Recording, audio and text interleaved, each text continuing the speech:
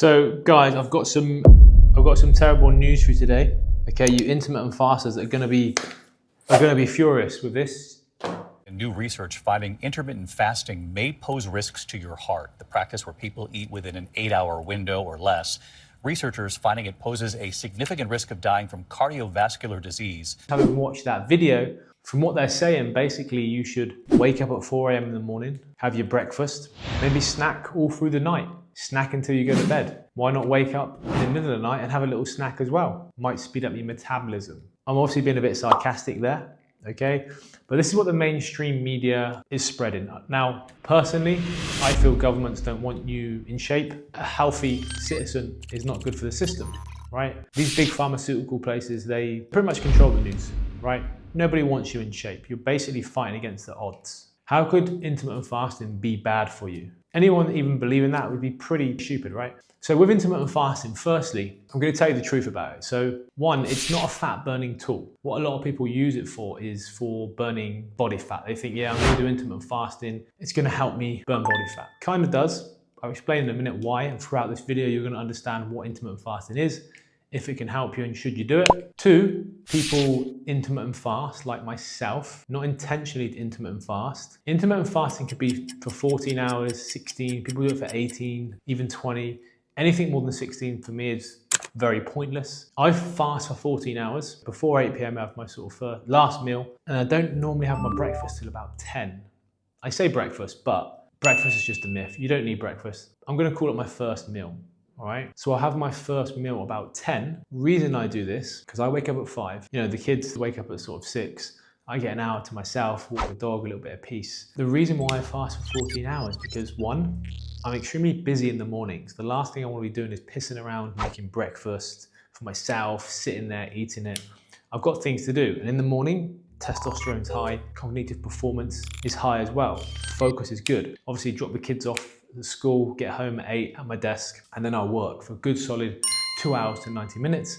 I've not eaten anything, so no carbs or foods processing in my digestive system, so it's not interfering with my thought process, yeah?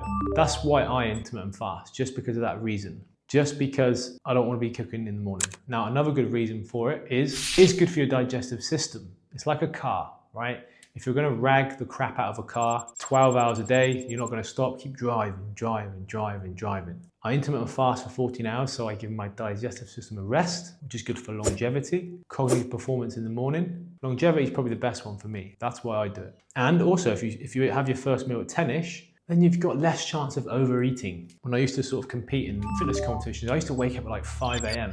and I used to have like a steak with peanut butter. Obviously it worked then, but I don't do that now. You don't really need to. Again, it's not a fat burning tool. You're just having a shorter period of time to eat your calories. It's also a very good tool. If I said to you, hey, if you can only eat between 10 a.m. and 8 p.m., you've got less chance of screwing that up, right?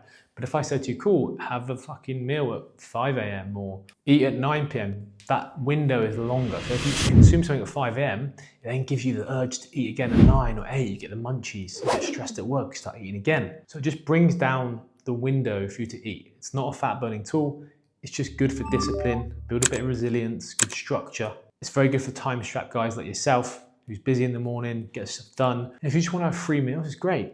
10 o'clock, 2 o'clock, 5, 6, then you're done. That's why intermittent fasting is good, but ignore the nonsense on the news. Intermittent fasting is great. The thing that is screwing you over is what you're consuming. If you're consuming loads of seed oils, fried food, you're drinking alcohol, full fat Coke, fizzy drinks, right? If you're eating all that crap, don't worry about intermittent fasting. That's the least of your worries. What you're intaking is the main priority, okay?